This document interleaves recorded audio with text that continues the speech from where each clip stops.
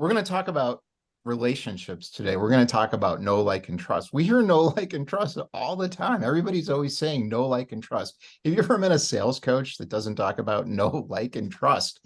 Let's understand exactly what it is and how to use it for our own purposes instead of just listen to other people's belief systems telling us what it means to them. I'm going to talk about it on 3 levels. Pick the level that works for you. It doesn't matter. The first level, I want to get what I want. How am I going to get what I want? And I want to get what I want now. Usually that has something to do with money. That's okay. If that's where you are, that's where you are. How are you going to get more of what you want? Use know, like, and trust. How do you do that? Help other people. As you help other people, more people will know you. As you help other people, more of them will like you. As you help other people, more of them will trust you. What happens when people trust you? They give you money. It's really that simple. Now let's get into level 2 of know, like, and trust. You feel a sense of integrity now. You feel a sense, I have a place in the world that's working for me. You got a business that's starting to do something, or maybe it's not, but you feel like you are on track inside yourself and what you're doing. How does know, like, and trust work for you? It's no longer about getting something. It's no longer about helping somebody to get something. You don't think like that. That's not where you are. That's not what you need. So what does know, like, and trust mean for you? It means make sure that you're supporting the right people.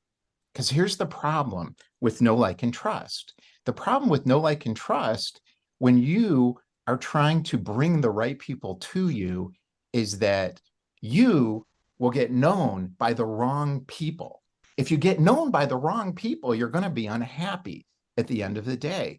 You may be attracting the wrong people without even realizing it or knowing why. You could get known by the right people. You could be liked, known by the wrong people. You could be liked by the wrong people. You could be trusted by the wrong people and make a ton of money, building a successful business, and then wonder years later, oh my God, why did I do this? You need to solve your know, like, and trust problem in a different way. What's the third level of know, like, and trust? Some of us are living in a different plane of experience. What we care about is elevating our life experience. How does know, like, and trust work for us? It's about knowing we already know we're going to attract the right people by just being ourselves. It happens automatically when we are ourselves. What we want comes to us.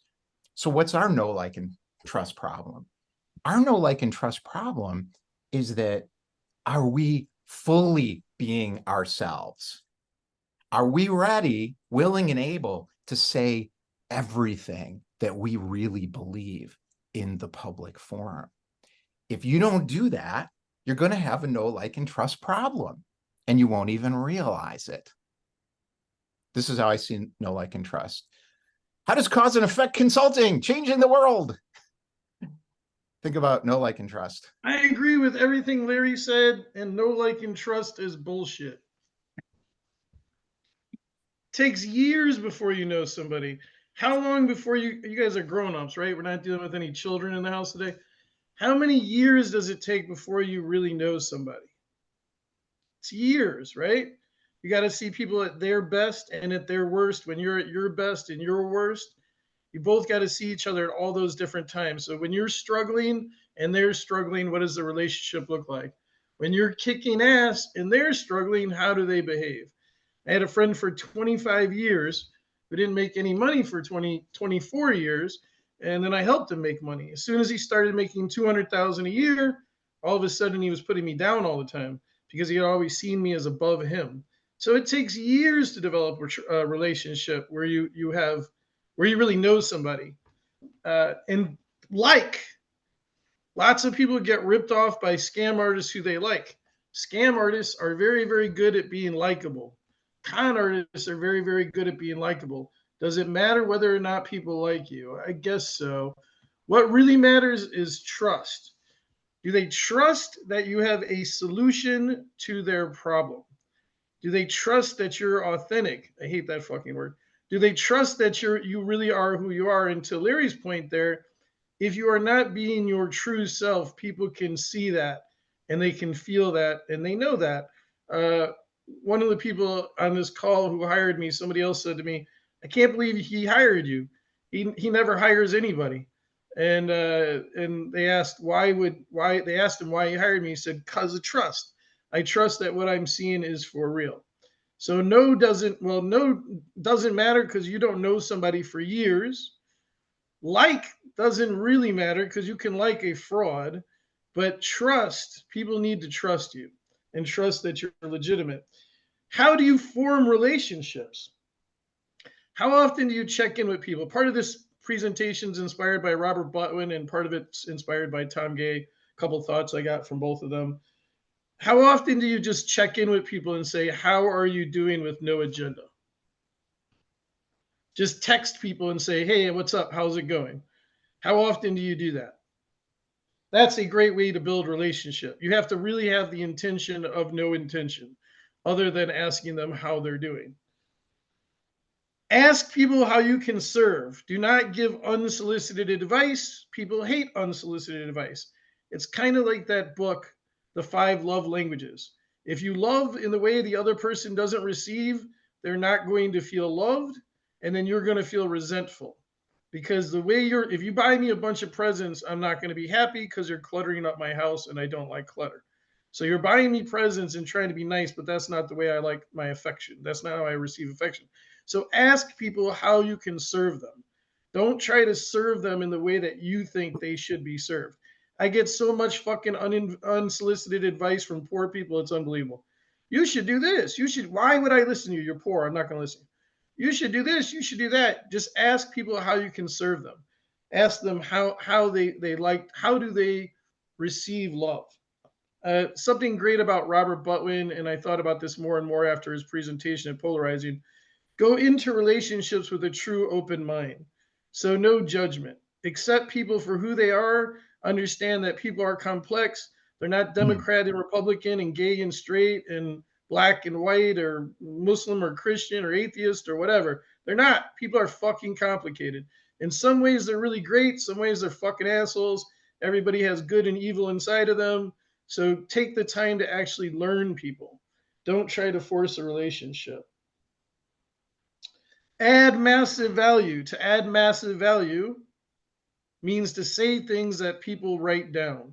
So a lot of people wonder why I have so many strong relationships because I'm an asshole. It's because I add massive value to everybody in my life all the time. So this is why all these rich people like me because I help them. I helped three super rich people this morning. One who just broke up, and then the other two were business questions. Can you get three people to loan you $10,000 right now? Everybody talks about relationship. What are the true strengths of your relationships? And if you're saying, well, that's just superficial money, okay, two things to that. Can you get three people to front you 10 grand? I texted three of my best friends. Two of them said, yeah, how do you want me to wire you the money? No questions asked. My other friend said, it's an investment, so there's going to be fines, meaning he'd front me the 10 grand, but I got to pay for the fines. I said, no problem, I'll pay the fines. He said, how do I send you the money? And if you're hanging out with poor people, you're going to stay poor. So your friends should have $10,000. Now, if you want to take it away from money, you call that materialistic and superficial. Can you get three people to show up to the intellectual and the outlaw in 2 weeks from now? Will three people do what you say? You have these strong relationships, allegedly. But will anybody do what you say? I can get a lot of people to do a lot of shit because I have real relationships with people. So if you ask for favor, will people show up for you? Um, don't hang out with anybody. Hang out with the people that are in the places you want to be, whether it's physical health, mental health, people with money. I was a social worker for 16 years. After I explained this to the young people that I worked with, they said, I'm not going to hang out with anybody. I'm like, no, no, no, that's not good either. You still need to hang out with people, but I think Larry touched on this as well. Be careful of it, who it is you do hang out with. It's different conversations. People above you will raise you up, people beneath you will pull you down. Not always, but most likely. Be careful of the company that you keep. And I'll stop there, although I have more notes. Larry? Yeah, let's go back to the problem. So solving the problem, the no like and trust problem. We experience life through the level of understanding that we are at. There are levels. It's not good or bad or better or worse. And we only have to understand these linearly because it makes it easier for our minds to understand it, because that's not really how it works. So we talked about one level where I started. This is a level of feeling that life is a struggle. Life is really hard. When you're at the level that life is really hard, you want life to be less hard. Why is life so hard? Because you are fighting upstream. You are fighting a powerful stream of energy that is coming at you. All you have to do is turn around. That's it. Life will not be so hard. How do you do that? With know, like, and trust.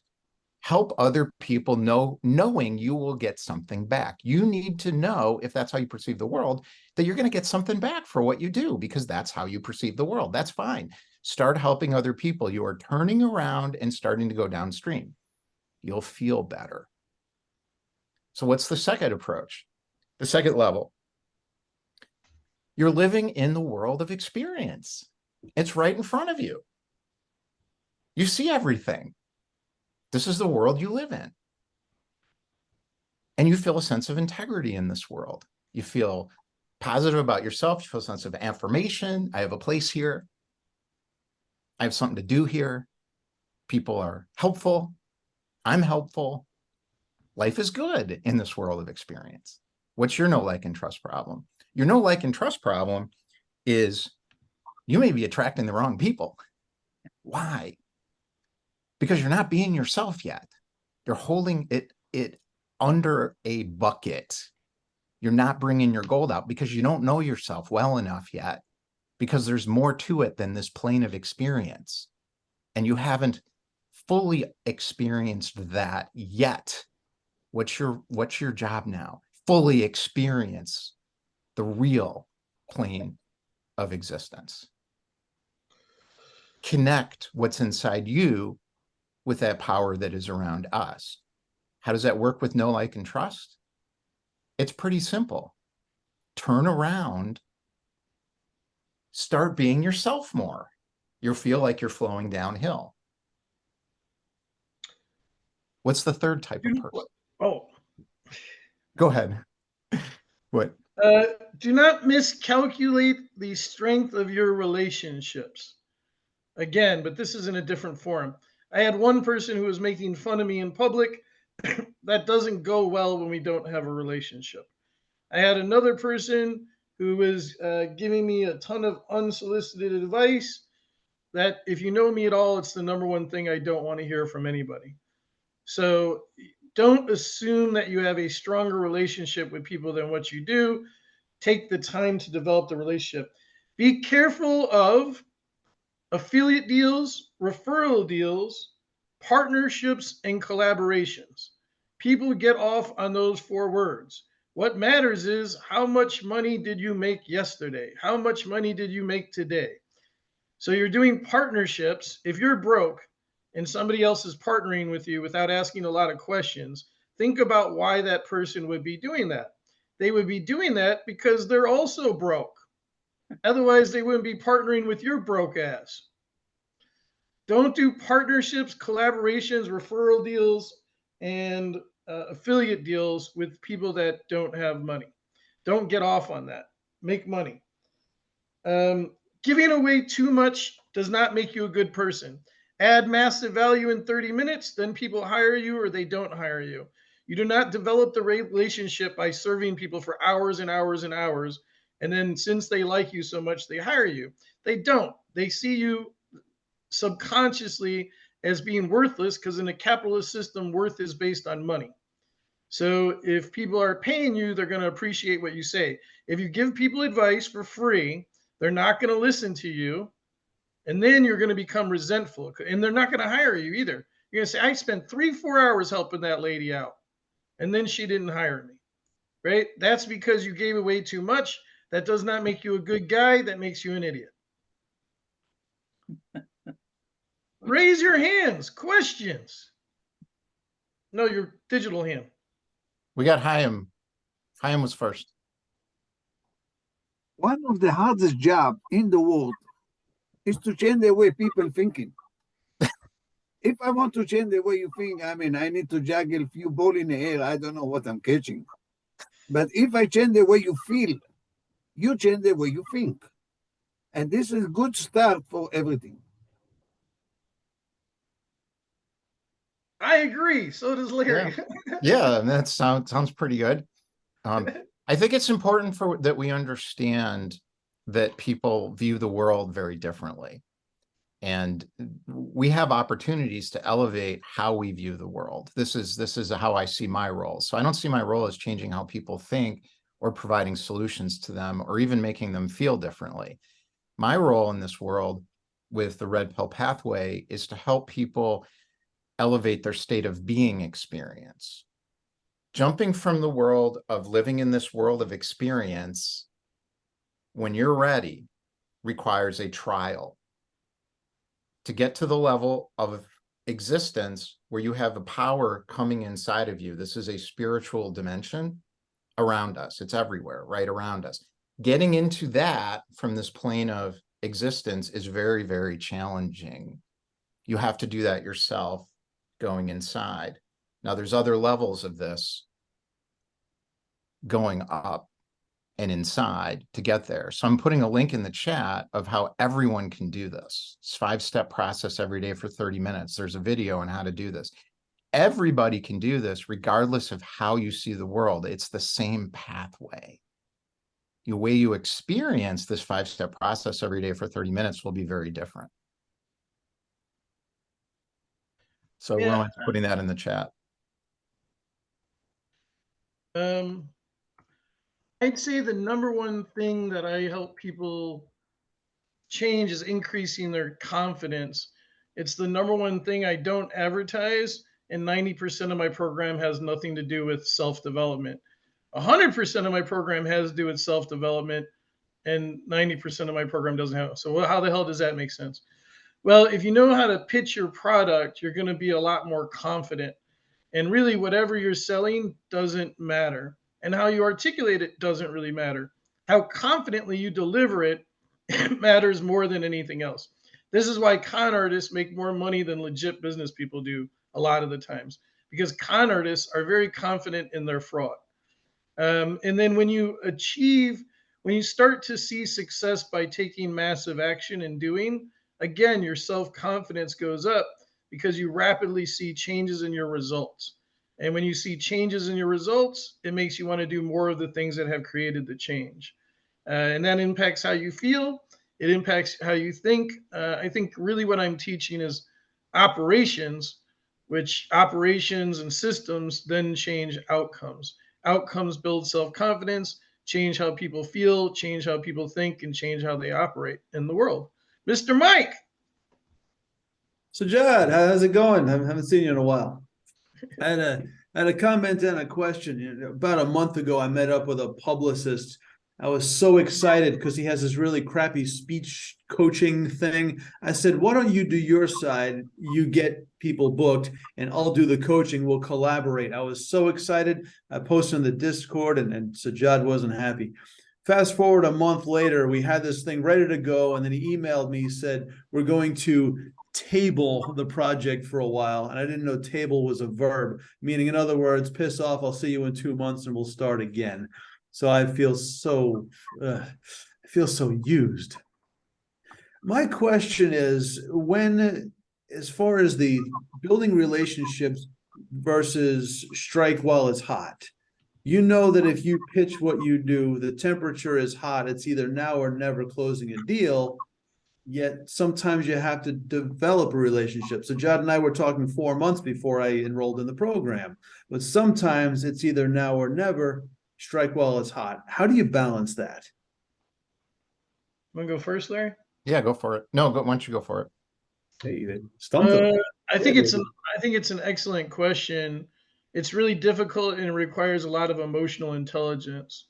So a lot of people, somebody said to me last week, I don't want to be like you and do hard closes. I'm like, I don't do hard closes, but I do close deals. So what's the difference? Everybody is nervous when they're buying. you have to be confident for the potential buyer. So I am confident for them. I am putting my hands on their hips, whether they're a male or a female, because I'm not a sexist, even though my girlfriend is 24. And I am gently nudging them to the finish line. I'm saying when they're about 80%, 90% ready to buy, I am saying I work with my clients on Mondays. What time works for you on Mondays? How is it you like to send money? I am closing the deal. I am getting the contract signed and I am getting money in the bank, even if it's $100. I'm getting $100 in the bank. I'm getting the contract signed before they walk away. What are people thinking about when they walk away from you if they haven't bought on that first call? Reasons not to buy. They're thinking about all the reasons not to buy. So they're not thinking, oh, John was such a nice guy. Charlie was so funny and useful. No, they're not. They're thinking, can I afford this right now? Is this really the person that I want to be working with? Is this really what I need to be doing with my money right now? They walk away because you didn't close the deal. And then what happens? You get resentful. You say, I can't believe they did me like that. They didn't do it to you. You did it to you. So it's an emotional intelligence thing. I push as far as I can push to the point where you're still going to like me at the end of the call. And I don't sell by selling. I sell by adding massive value. So if you meet with me for 30 minutes, I'm going to research you for 30 minutes to an hour beforehand, and I'm going to add massive value to your business and life. And I'm not going to try to sell you anything, but I am going to offer to sell you something so that you could potentially buy. But it's a delicate balance of knowing whether the person has any interest or not and how far you can push them. But if you're too weak in the close, they're going to. One more thing, I'll shut up on this one, but I love this question. Shit happens in people's lives. So I closed the deal last night.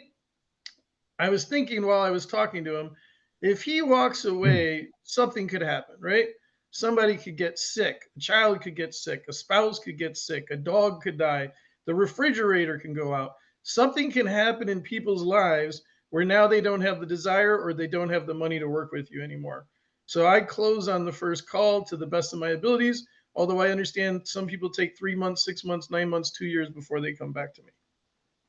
So my way of answering it is that the people who will come through Red Pill Pathway with me in this 8-week program are called to adventure, and I know that. I can see it. So I pick 10 people who I know are called to adventure inside themselves. They have an opportunity to elevate their state of experience in life. I also know there's resistance inside themselves because they don't want to change, because they think what they're doing is the right thing and they're too busy, they're too focused, they're too whatever in their mindset in this world of experience. I allow that process to happen because if someone comes to me and joins this and they're not ready, it will fail for them. I send a journal out, and the last page of the journal is what your life could be like. It's not my decision. It's your decision. If you're not ready, don't do it. It'll still be here. Do it later. And I sent out 10 journals and I had one yes. So what does that mean? There is no win-lose. There's the win-lose wheel. I'm on the win-lose wheel. So I'm like, oh, that's weird. I thought all 10 were gonna say yes. Why? And I was like, oh, I screwed this up. Oh, that's interesting. The next day, 3 more showed up. And I looked at them and I was like, you're ready for this. Yes. This is how the real world works. You just need to allow it to work for you. Larry, do you know who was next? No. All right. I got it on mine. I'll go left to right. Rob. Here's what I believe. I think that people don't really care what you know until they know that you care. And we kind of live in a society right now. And you talked about the comment that those who believe they shout the loudest are always going to win. And we've kind of lost this art of really active listening and really listening to what the other person is saying. And I think when we really lean into that, that's the best way that we can show them that we really care. We really heard them and we acknowledge that and we validate what they're saying. Let me get your thoughts on that. Another question that I love. Larry, you want to go first this time? this is changing. We're going in a new, the world's changing. It's changing, and it's changing very quickly. You know, there's a mistranslation of a phrase in the Bible. So I'm not religious. I don't, that's just people created religions, so they're limited. But what inspired the religion is not limited. There is a phrase called "the meek shall inherit the earth." That is a mistranslation. They didn't mean meek. The word is enlightened. What do you think is happening right now? This power of enlightenment energy is coming into this world because of social media and information and our ability to come together and help each other in a way that is not stoppable. That is going to change what you just said. I have two thoughts on this. I watch my clients' pitch meetings, and it's hilarious to me the difference between men and women. And I understand why women complain my man doesn't listen to me. Men don't listen. Not the ones that I watch. They don't So, pay attention. They don't pay attention to what the client is, or potential client is saying. I think the number one way to close deals is by listening, asking the right questions, incorporating their specific needs in an interwoven way. I think there's a second half there, Rob, that you're not going to consistently get a bunch of clients by having relationships only. So there's a balance there of having the intention that this is business and we're here to do business. The way I teach to do business is by adding massive value to people. And the relationship is formed through the adding of massive value, but having a clear intention, because you'll end up, a lot of my former clients were very famous, well liked people who didn't make shit for money. So they were masters at being liked. They were famous and well liked and making 30 grand. So there's just a balance to keep in mind there. Hank. Hey, uh, it seems to me that what you were saying about affiliate deals, it's not that, if I'm getting this right, you don't think that affiliate deals in themselves are not a good thing, but you're saying don't do affiliate deals with broke ass people. Now, I know this one guy who made high six figures in affiliate deals. He had a course that taught Photoshop, kind of at the beginning when people were putting out those kind of courses. And he did affiliate deals, but he only ran them with people that had a minimum of like 50,000 or more followers on social media. mhm. Otherwise, don't ask him about being an affiliate in his program. Any thoughts on that? That Yeah. is what I meant. And there's an Mhm. additional thing. Don't get off on partnerships, collaborations, affiliate deals, and referral deals. Just don't get off on it. Don't say, oh my God, I got 3 more referral partners today. Who gives a shit? How much motherfucking money did you make? I made $67,900 in the last 67 days. I didn't form a new partnership or affiliate deal or referral deal or collaboration. None of that. I didn't do none of that. I just made a shit ton of money. I think those things are fine exactly in the way you articulated it, Hank. It's just about don't get off on that. Don't get off on stuff. The sign of success of a business is how much money are you making off the business. Know what stage you're in the business. The affiliate stage is a later stage. The first stage is one-on-one combat in the trenches. You can't skip that. You don't get to skip that. You don't run right to marketing funnels, okay? It's not going to work for you. Don't run to affiliate deals right away. Don't make digital courses and think you're going to make any money. None of it's going to work. Talk to people, package something that they can buy that you can deliver yourself, and then scale up from there. You got to earn it. I want to say 2 things on Larry's thought. And then we're going to have 2 15-minute breakout rooms and then 30 minutes afterwards. Ruben, we're coming back to you as soon as the 2 breakout rooms are over. Then you, Jen. There is no magic pill. There's no magic pill. There's no easy way out of sales. So everybody's looking for the easy way out, the funnel. I only want to get in front of qualified leads, people who have the money and desire to buy my stuff. Who doesn't want to only be in front of qualified leads? Anybody want to just talk to a bunch of people? You pitch 48 people per month, 12 people per week. You land 3 to 5 deals per month at 5,000 each. You make 15 to 25,000 a month. You're making around 200, 250,000 a year. But it's pitching 48, landing 3 to 5. There's no easy way out. There's no magic pill, and there's no funnel. There's no funnel that's going to make it where you can get out of the hard work. There's no escape from rejection. And if you're a people pleaser, you want everybody to like you. You never want anybody to be uncomfortable, and you don't want to get rejected. you're not going to be able to do sales. Break rooms. Oh, don't forget the rules. Larry, what are the rules? There are no rules. No rules. You get to act like a